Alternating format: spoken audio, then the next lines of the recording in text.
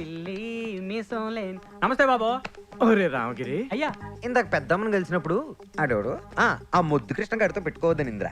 అందుకే వాడు కలిసినప్పుడు షేక్ హ్యాండ్ ఇద్దాం అనుకుంటున్నాయి అంటావు. మంచి ఐడియా బాబు. కానీ నేను వాడికి షేక్ హ్యాండ్ ఇచ్చి వాడు తిరిగి ఇవ్వకపోతే ఆ? అది కాదురా. ఇప్పుడు నేను వాడికి షేక్ హ్యాండ్ ఇచ్చి వాడు తిరిగి ఇవ్వకపోగా నా చేతిని కొట్టేస్తే ఆ?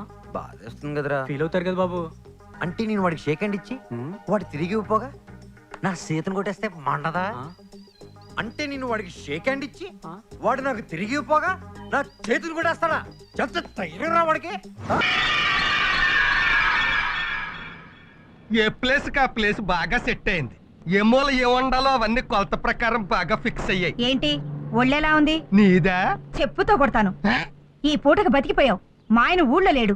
ఆహా, మీ ఆయన ఊళ్ళో లేకపోతే నాకెందుకు చెప్పడం ఎంకరేజ్మెంటా?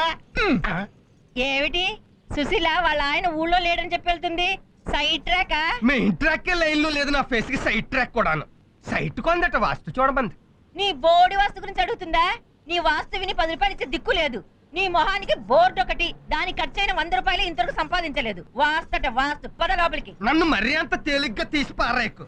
ఏ ఆ శాసగిరిరావు గారు నా వాస్తు విని లక్షాధికారి అయిపోలేదా? అంతకు ముందు వాడు కోటీశ్వరుడు. నీ వాస్తు సలహా విని లక్షాధికారి అయ్యాడు. నీ వాస్తు సలహా విని మా ఊరి ఎమ్మెల్యే ఏమయ్యాడు? ఆడికంటే ఊరు నడిబొడ్లో శిలా విగ్రహం ఎట్టించేసుకున్నాడు.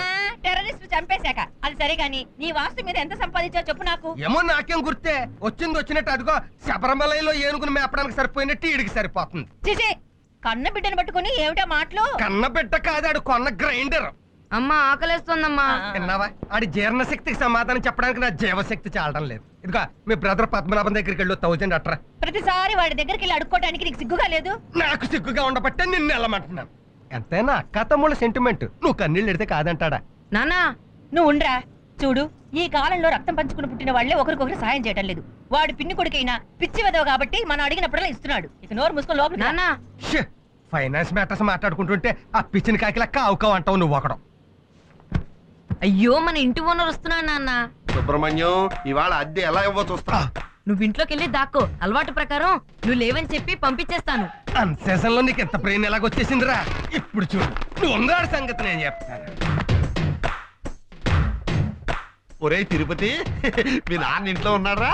ఉంటే మాత్రం ఉన్నాడని చెప్తావా? హౌస్ ఓనర్ కి లేడని చెప్పాలని నాకు తెలుసు. మీ ట్రిక్లని నా దగ్గర ట్రక్కు వెదవని. ఒరే, నా 4 నెలల అద్దె ఇవ్వకపోతే ఇవాళ మీ సామాన్ అంతా బయటపడేస్తారు. ఏమనుకుంటున్నారు ఏమిటో? నేను బతకను. అయ్యో, అద్దె కట్టకుండా ఆత్మహత్య చేసుకుంటున్నారు ఏమిటి? ఇదిగో నా జేబులో ఒక లెటర్ పెట్టి మరీ చచ్చిపోతున్నాను. మర్చిపోకుండా పోలీస్ స్టేషన్ లో ఇయ్యి. ఏమిటా లెటరు? వీలునామానా? అద్దె కట్టడానికి దిక్కు లేదు, వీలునామా రాయడానికి ఆస్తులు అక్కడ చచ్చాయే. ఈ లెటర్ లో నా మరణ వాంగ్మూలం ఉంది. నా చావు కారణం ఆ హౌస్ ఓనర్ అని రాసేశాను. ఫినిష్. మీరు ఊరుకోండి. మీరు చచ్చిపోతే అద్దెవరు కడతారండి? నా శవాన్ని హౌస్ ఓనర్ కి ఫ్రీగా ఇచ్చేయి. వినియోగదారుల కోర్టులో నష్టపరిహారం కింద ₹1,00,000 ఇస్తారు. బ్యాంకులో వేసుకో. నేను తెచ్చాక సూసైడ్ హౌస్ అని ఇంట్లోకి అద్దెకి దిగడానికి ఎవరు రారు. నువ్వు హ్యాపీగా ఉండు. నేను అప్పుడప్పుడు వచ్చి ఇంటి కప్పు నుంచి తొంగి చూసిపోతా. Cup cup. ఇదిగో సుబ్రహ్మణ్యం, నేను అద్దె కోసం రాలేదు. ఇంటి కప్పు కారుతోందన్నావు కదా, బాగు చేద్దామని వచ్చాను. ఊరి దుర్మార్గుడా, ఈ మొక్క ముందే చెప్పి ఆడవచ్చుగా. నేను తొందరపడి హ్యాంగ్ చేసేసుకుంటే ఏమయ్యేది? తప్పక చచ్చి ఉండేవాడిని. ఆవేశంలో అఘాయిత్యం చేసుకుని ఉంటే అంత్యక్రియల ఖర్చు కూడా నాకే పడి ఉండేది. అర్థమైందిగా? వాస్తు ప్రకారం ఇంటికి కలర్ బాగులేదు, అర్జెంట్ గా మార్పించు. నువ్వేం చేయమంటే అది చేయిస్తాను నాయన. రోజు కలర్. సరే గాని నన్ను మాత్రం పోలీసు కేసులో ఇరికించకే. అమ్మా, నీ పశు కుంకాలు కలకాలం వర్దిల్లాలమ్మా. అలాగేనండి. ఇది నాది.